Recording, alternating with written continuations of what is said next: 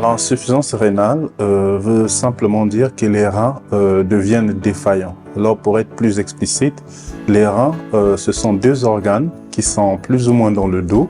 Contrairement au cœur et aux poumons qui font beaucoup de bruit, les reins sont silencieux et leur rôle c'est de nettoyer le sang 24 heures sur 24. Et tout ce que nous mangeons, l'organisme utilise ce qui est bien, mais ce qui est déchet, il le renvoie dans le sang. Il faut donc un organe pour éliminer tous ces déchets-là.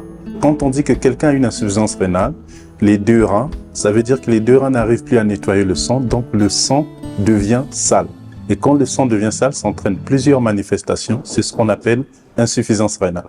On peut en guérir lorsqu'il s'agit d'une insuffisance rénale aiguë.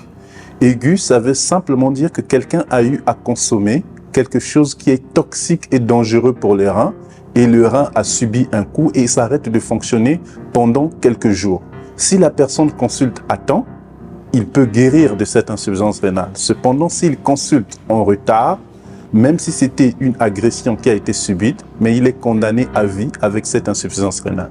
Cette insuffisance rénale a certains signes, notamment vomissement, fatigue, perte d'appétit. Ces signes ressemblent un peu à des signes du paludisme ou encore à des signes de la fièvre typhoïde, si bien que les malades consultent souvent en retard après avoir traité le palu alors que ce n'était pas le palu.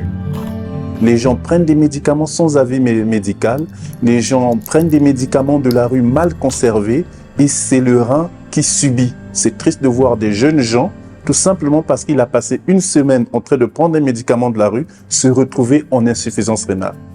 On peut connaître qu'on a une insuffisance rénale que lors d'un bilan de routine. Les prix varient entre 2 000 francs CFA et 5 000 francs CFA, que ce soit dans les labos publics ou privés, c'est ce qu'on appelle la créatininémie. Il faut toujours faire cet examen qu'on appelle la créatininémie. Il ne faut pas passer une année sans le faire. Ça va permettre un diagnostic précoce et donc ça permettra une meilleure prise en charge et si possible la guérison. Évitez l'automédication. Éviter les médicaments de la rue, ça donne l'insuffisance rénale. 75 ans au service des communautés, l'OMS a 75 ans au service de ses communautés.